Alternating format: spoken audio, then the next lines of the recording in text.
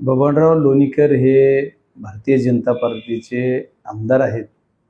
बबनराव लोणीकर साहेबांना माझी विनंती आहे, तेही एक शेतकऱ्याचा मुलगा म्हणून आहेत. शेतकऱ्यांच्या मुलाविषयी, शेतकऱ्याविषयी असं वक्तव्य करताना त्यांना लाज कशी वाटत नाही, हा माझा प्रश्न आहे. कारण जर असं म्हणलं जात आहे, त्यांनी काय मग त्यांचं बघितलं बऱ्यापैकी टीव्हीला पण काल रात्री कुठंतरी होते की बबनराव लोणीकर म्हणतात की आमच्या पैशाच्या जीवावर तुझा बाप जिवंत आहे.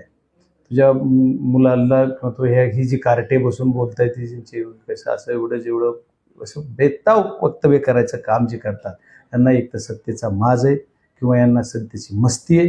यांची मस्ती जिरवायला लोकांना वेळ लागणार नाही. लोक याचा हिशोब नक्की करतील.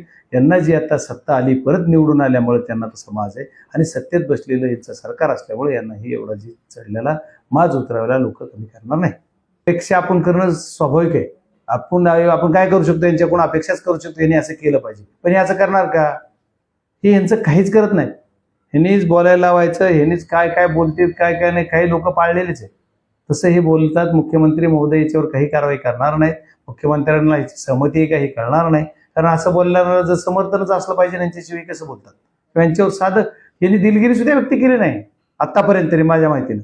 एवढं शेतकऱ्यांच्या मुलाला कार्ट्या म्हणलं जातंय, त्यांना तुम्ही तुझे आई बाप आमची आम्ही पेन्शन देतो, मग उपकार करता का देता? मतासाठी लाचारी पत्करायला लावायचं काम करताय का तुम्ही आम्हाला?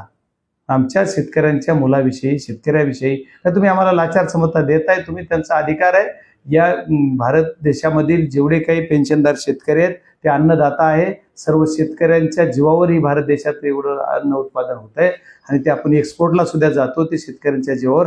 अशा या मायबाप शेतकऱ्यांना जर हे असे वक्तव्य करत असतील तर यांचं बेताब वक्तव्य पूर्ण संपवून यांची मस्ती उतरवली पाहिजे.